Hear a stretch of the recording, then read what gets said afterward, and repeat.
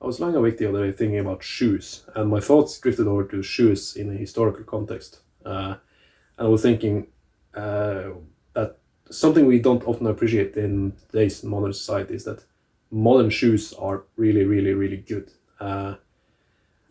We tend to forget that even the cheapest shoes you can buy today, well, they probably won't last super long, but even those shoes are way better than most shoes throughout history.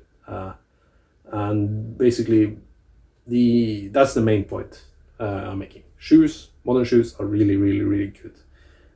People in the olden days often their shoes were often very badly worn.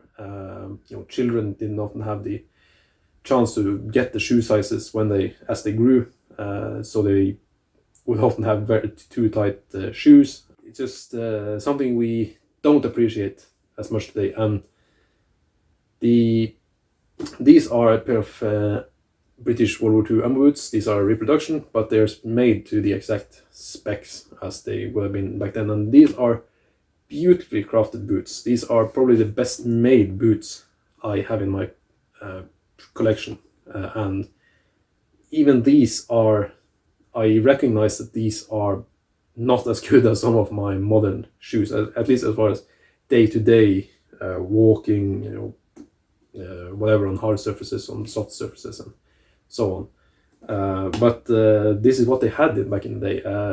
They quite regularly had to change the soles. That's pretty much the thing that that's going to have the highest amount of attrition on these. The upper is quite good on this. This is at a point in history where the leathercraft and the work that went into the upper and the leather itself is quite good.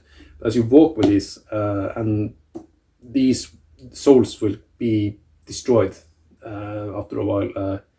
Back in a military context, most units will have cobblers in them, so they could change out the soles as they moved along in a war or a deployment or whatever it may have been, because the leather soles don't last forever.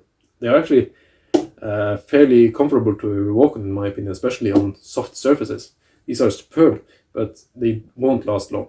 And especially back in the day, before you had things like heels. Heels didn't really appear on boots until the late medieval period, and even then it would take quite a long time before they started appearing on most people's shoes and boots.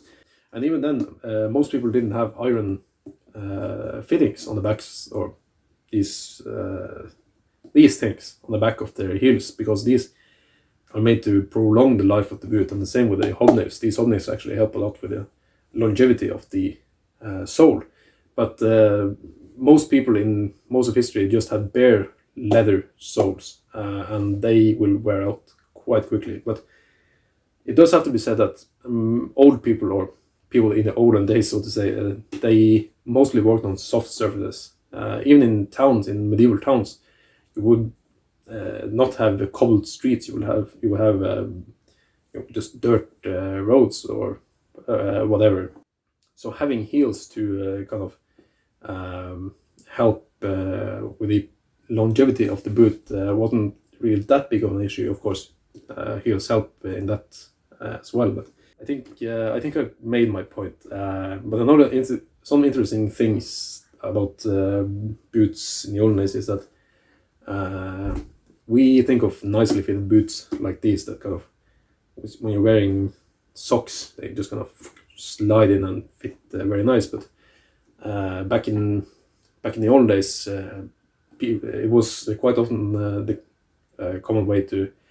Of course, you will have boots often made to your specific foot, but the shoes would be oversized. So, and you would fill them with straw, and the straw actually helps very well with wicking moisture and so on.